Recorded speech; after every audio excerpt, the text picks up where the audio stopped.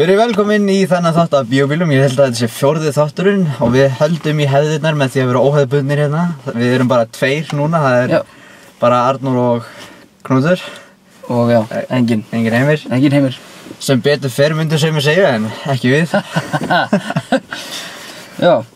Við fórum á Nightcrawler í Háskólabíó, já. Já, hún fjallar hvað? Hún fjallar siðlausan mann sem heitir Lou Bloom. Þetta hvernig það maður að... Sko, þetta mjög svona, hann í rauninni vinnur sem bara svona siðblindur svindlari. Hann, sem sagt, í byrjunum myndina þá hann að klippa girðingar frá svona iðnaðarfyrirtækjum og setja þær skotti á sér og selja öðru fyrirtæki. Sem sagt, hann að reyna að finna pening bara einhvers staðar. Já. Og hann... á ferli sínu að þá kemur hann stoppar við svona glæp eða bílslys í rauninni þar sem að það er búið að kvikna í bíl og löggan að reyna að bjarga konu úr bílnum. Já, og fréttamaður er kominn á svæðið til að mynda það. Já. Og þá fær hann hugmynd hvað hann langar til að vinna við. Já, og svona fattar hann, ég get kannski grætt á í rauninni dauða annarra. Já. Og það er svolítið það sem þessi mynd fjallar Þetta fjallar svolítið þennan siðblinda einstakling sem er leikinn af Jake Gyllenhaal. Já. Og hann í rauninni, þessi persóna, hún er í rauninni það skemmtilegast og það merkilegasta við þessa mynd. Já. Allt annað sem gerist í kringum hana er eitthvað neginn bara svona rosalega tilviljanarkennt og í rauninni það bara gerist og hann er í rauninni að leita að öllu þessu slæma til þess að geta grætt á því. Já. Akkurat, ég sá plakatið fyrir þessa mynd fyrst og ég hugsaði með mér, ég var mjög skeptískur á þessa mynd því hún líktist rosa mikið plakatinu fyrir Drive. Að Jake Gyllenhaal stendur hann á vinstra megin og svo bíll svona í forgrunni. Það nákvæmlega eins og Drive plakatið. Ég hugsaði með mér, þetta einhver Drive eftirherma. Svo horfði ég á svipinn á Jake Gyllenhaal og hann var svona rosa tómlegur eins og Ryan Gosling í Drive.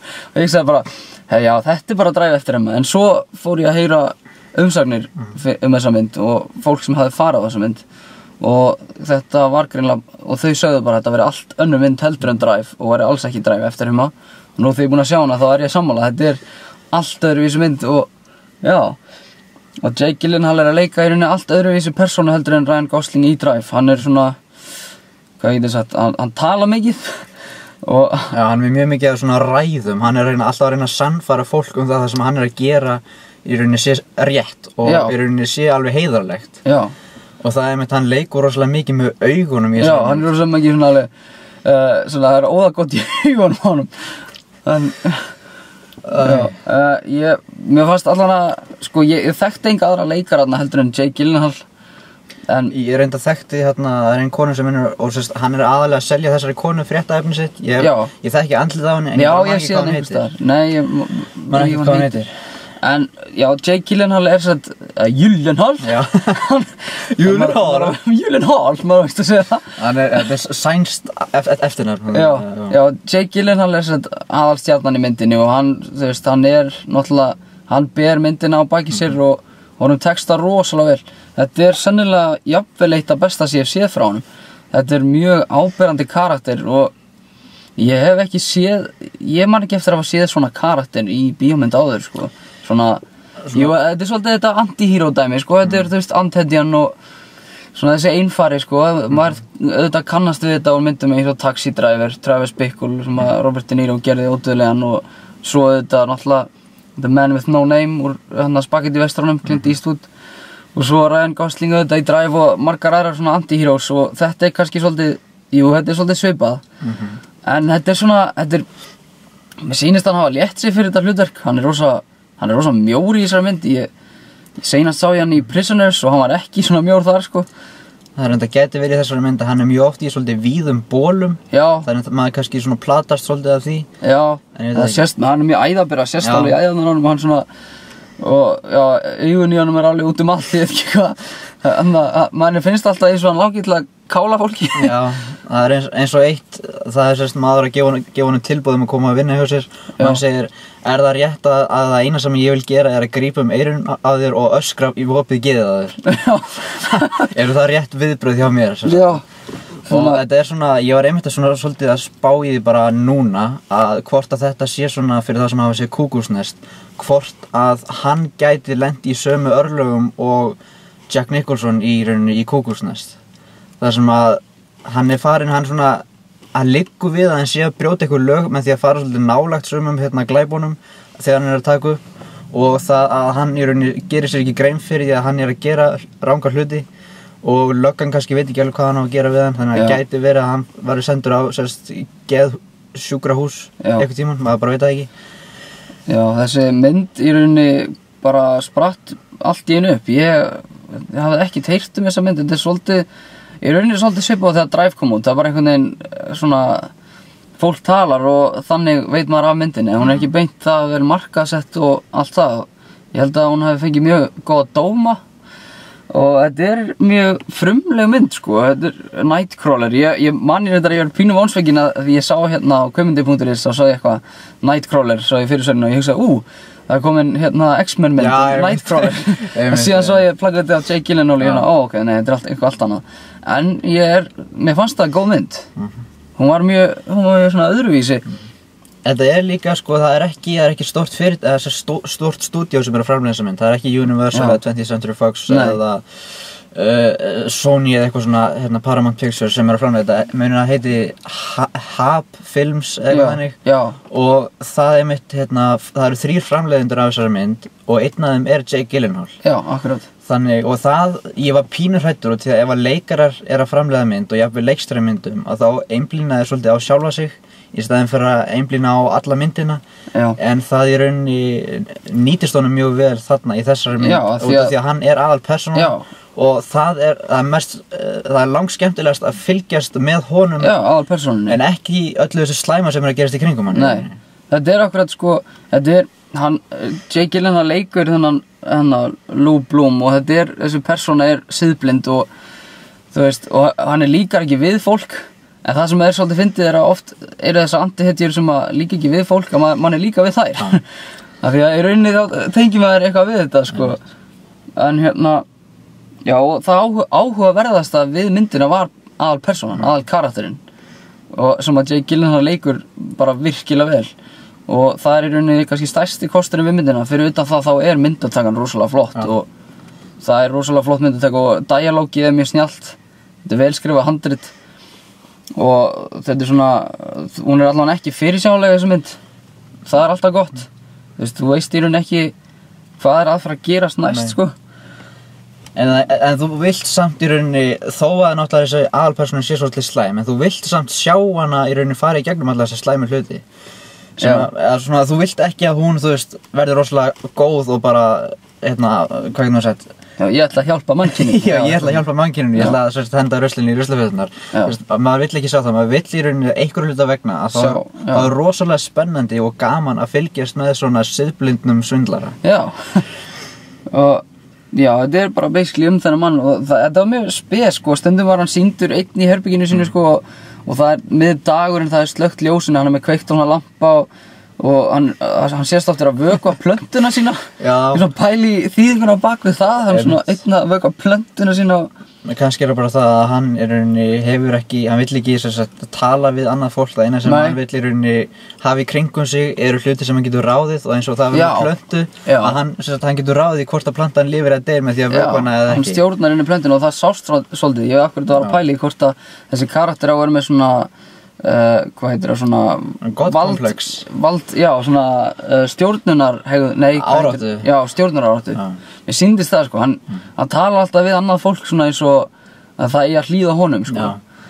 og hann mitt hann, hvað getur maður sagt, hann les allt hann les öll lög og hann les allt svona sem honum finnst mjög áhugavert ekki endilega til þess að vita bara hvernig það heldur til þess að í rauninni geta blekkt annað fólk út frá því Já, og fengið alltaf að halda hans í rauninni eðlilegur Já, í rauninni sem honum tekst ekkit svo vel af því hann hlægir alltaf sko á svona mjög skrýtnum augnablikum og já, hann bara gerir þetta rosalega vel, Jake Gyllenhaal. Ég man ekki eftir að sé svona góða frammistuð frá honum lengi, sko. Og ég held einmitt sko að hann einmitt þessi persóna sem að þegar hann að brosa að þá hann að telja hausnum á sér hvað hann á að brosa lengi áður en það verður óþægilegt. Já, akkurat. Þetta er svolítið ef þið hafið séð There Will Be Blood þá þetta pínu líkt Daniel Plainview sem að Daniel Day-Lewis lék svo meistaralega 2007. Þetta er svona svolítið, þetta einstaklingur sem að siðblindur og gerir allt til þess að ná fram vilja sínum og já, en samt einhvern veginn líka manni við hann af einhverjum ástæðum. Þessari mynd tekst ætlunarverk sitt, það er að segja að maður fyrirgefur honum allt sem hann er að gera í rauninni af því hann er það áhugaverð persóna. Og það er eitt af sem ég svona spá, við viljum ekki að fara endilega út í það hvað gerist í endanum og því við viljum náttúrulega að fólk helst sjá þessa mynd. En það sem ég var svona spá í hvort að endurinn sé réttlátur með við hegðunina hjá persónunni. Já. Hvort að það sem að gerist við hana, hvort það sé rétt eða hvort það sé rangt. Og það er svolítið svona kannski sem að þarf að velta því fyrir sér. Hvort að borgi sig ekki að haga sér eins og aðalpersonan gerir í myndinni. Já, það er líka mjög svartur húmor í þessari mynd af því að það er svona ákveðin rígur á milli fréttamannanna og þeir eru kallaði svona nightcrawlers, þessi sem að bíða alveg eftir útkalli frá lögreglunni og reyna að mæta staðinn eins fljótt og þeir geta sko undan hinum fréttamönnunum og þeir svona metast á hver náði bestu myndum af, þú veist, ógeðslustu líkonum og eitthvað, þetta er rosalega, þetta er mjög kaldhæðnisleg mynd og hérna, já, hún er mjög flott og kannski er líka skemmtilega ádeila á þessa fjölmiðla, sko. Já, einmitt það að rauninni fréttir ekki frétt nema eitthvað slæmt gerist. Já, og fréttamenn gerur henni allt til þess að gera henni áhugaverða, jafnvel kannski afskræma sannleikann. Einmitt. Og þegar þessi aðal fréttakona sem er að kaupa fréttaefni af honum, hún segir við hann að ímyndaðu þér þegar þú ert að reyna að selja efni til okkar, ímyndaðu þér að það sem þú vilt selja er kona að hlaupa niður götuna og hún er skorin á háls. Já, og það kemur svona ákveðin svipur á hann og það sem bara, já, ég skil þig. Já, þá veit ég hvernig karakterinn er í grófum dráttum. Já, og ég með það að segja, já, ég skil fullkomlega hvað þú átt við. Já, og það var gott aðrið að vera að tala við fréttakonu, sko, þegar var að reyna að selja henni efnið sitt, sko, að hún sagði, já, það sem selur er, hann er blóð. Já, það er svona, já, blóð, svo sagt. Nei, kannski meira ofbeldi og, já, blóð. Þetta var mjög gott. Hann svona, já, komir óvart hvað hann getur leikið svona, það er skrýtna manneskjur, hann var alltaf búinn að gera í Donnie Darko, hann stóð sér náttúrulega rosalega vel í henni. Þetta er kannski svolítið, ég man þetta ekki nógu vel eftir Zodiac en hún er mjög góð mynd. Ég er svona spáði hvort að út af því að þar er hann meira að leika svona mjög góðan mann sem vil komast að sannleikanum hlutina. En í þessari mynd að þá í rauninni, þá er hann bara að leita eftir einhverju slæmi út af því að hann græðir á því. Já, akkurat. Hann, já, í rauninni er tilbúinn að gera hvað sem er til þess að fá fréttnæmt efni. Og já, og þessi mynd, já, bara skemmtilega svona uppbyggingin í henni. Já. Ég mælu bara endilega, við mælum með þið kíkið á hana því að þetta er svona mynd sem að þú nýtur ferðarinnar með og horfir á hana því að þú veist ekki hvað er að fara að gerast næst og þetta er bara góð bíóupplifun líka. Mér sýnist þetta ekki vera dýrmynd, ég veit ekki. Nei, ég held þetta sé svona independent. Já, þetta er svolítið svona arthouse mynd, sko. Ég til dæmis veit ekki hvað leikstjórinn heitir, ég ætla að muna það en ég sá það í greiðlistanum en núna er það dottið mér. Það bara stendur hérna niður í hvað hann heitir. Já. Bætið þið bara inn. Já, ég hef ekki held í séðan einar vara myndir eftir hennar leikstjórinn. Það verður spennandi að sjá hvað hann gerir næst með að allan á þessa mynd, þessi var mjög góð. Það er spurning hvort við bara að fara út í einhvernir eða hvað? Fara út í einhvernir? Sko við í þessari seríu af bíóbílunum. Í þessari seríu. Þá erum við með stjörnukerfið. Ég var lengi vel að spá því ég var búinn að bíða spenntur eftir þessari mynd. Já. Og ég hef svona mjög mikinn áhuga á því að fylgjast með Gyllenhaal svona út því að hann getur sýnt, hann er með svolítið vítt svið eins og við vorum að tala um að í Zodiac þá er hann að leika svona bara mann sem býr til teiknimyndasögur fyrir fréttablöð. Já.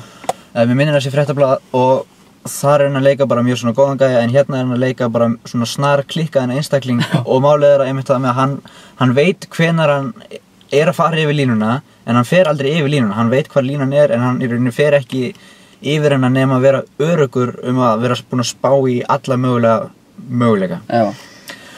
Þannig að ég er sammála, hann er í rauninni, þessi mynd fær mig til að vilja fylgjast í rauninni meira með þessum leikara, sko. hafði ekkert haft það mikið kannski álit á honum áður. Mér fannst hann standa sig mjög vel reyndar í Prisoners, sem önnur mynd sem ég mæli með.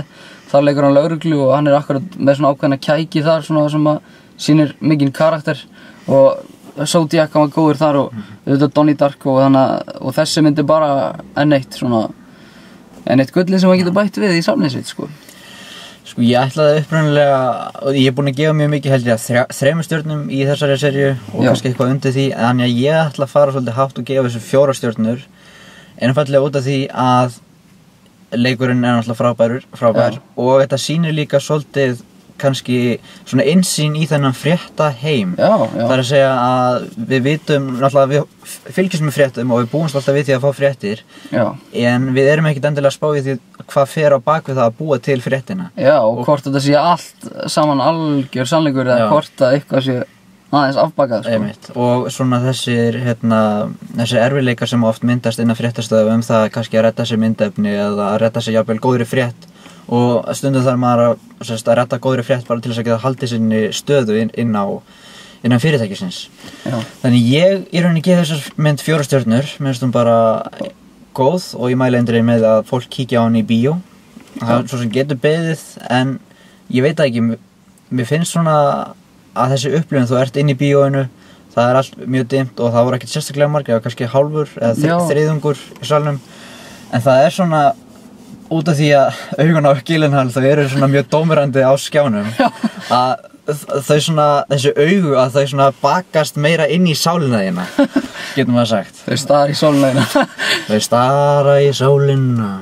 Já, ég hugsa akkurat einhvern svona undir lokin þegar ég var að horfa á myndina en ég man eftir, ég held ég hafi gefið Babadook annarkvort 3,5 eða 4 og þessi mynd, ég var að hugsa alveg 4 á eitthvað svoleið sko. Ég bara var ekki viss hvort ég ætti að gefa henni 5, ég held að það sé of mikið, 4 eða 4,5, ég ætla að gefa henni líka bara 4 stjörnur og þetta er mjög góð mynd, af því að hún er frumleg og Jake Gyllenhaal er virkilega góður í henni, þetta er svolítið dáleiðandi frammistaða, þú kemst ekki hjá því að límast gjörsamlega við allt sem hann er að gera því að hann leikur þetta bara virkilega vel og býr til hennan mjög truflaða karakter og ég ætla að gefa henni 4 stjörnur. Þetta er svona, ég er rosa hrifinn af þessum anti-hero myndum, þessum anti-hetju myndum þar sem að aðalsögupersonan er ekkit endilega skurkur eða hetja, heldur meira kannski svona bara gölluð manneskja svona, eins og náttúrulega manneskjur eru bara yfir höfuð, það er engin fullkominn og aðalhetjan í rauninni vill ná einhverju fram og hún er tilbúin að gera í rauninni hvað sem er til þess að ná því sem hún vill og þetta er okkur svona mynd sko, hún er svona mjög spes, tónlistin er alveg, ég held að þetta hafi verið svona eins og þú sagðir áðan eitthvað suburban svona tónlist sem er ofta getur verið Stuart litla eitthvað sem er notað við þessa mynd sko, þetta er mjög skemmtileg mix. Mjög svona, sérstakt tónlistavalið, það er eitthvað maður kannski, maður tekur ekki sérstaklega eftir tónlistinni en hún er þarna í bakgrunnin svona. Já, og hún er skemmtilega kaldhæðnisleg og þetta er líka sót svartur húmor í þessari mynd, ég hef gaman að því sko, svona sum atriði, þau taka sig ekki það alvarlega. Og þannig að bara 4 stjörnur og við mælum með þessari mynd. Já, og núna er allri umfjöllun Nightcrawler, hún er búin.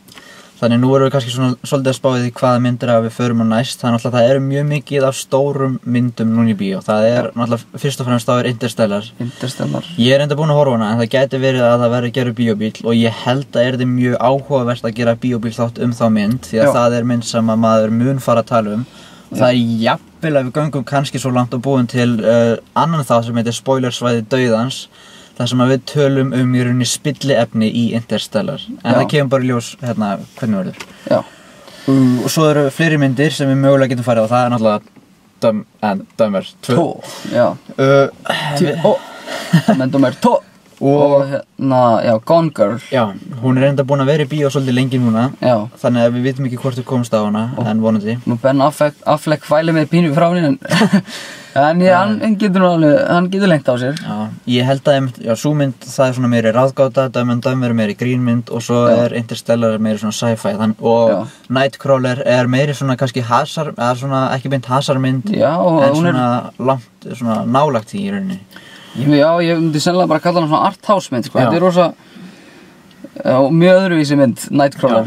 Já, mælum bara með henni, viljið sjá eitthvað svona eitthvað öðruvísi en svona flest allt sem og það mjög svipað í dag. upplífgandi í rauninni. Við erum búin að telja þessar myndir, þessar fjóra myndir og það allar mjög öðruvísi og það mjög gaman í rauninni að það sé svona núna ákveðin þróun í bíóhúsum að það ekki endilega bara verið að bíða eftir að ofurhetjumyndin að koma, heldur líka verið að búa til fleiri myndir eins og þessar fjórar sem að mér stila bara ótrúlegt að náttúrulega við vitum ekki hversu góðar munu allar vera, til dæmis eins og Dumber 2. Við höfum ákveðnar efasemdir en við viljum í rauninni samt sjá hana bara til þess að koma staðið sjálfir hvort sé þess verði. Við vonum það besta. Já.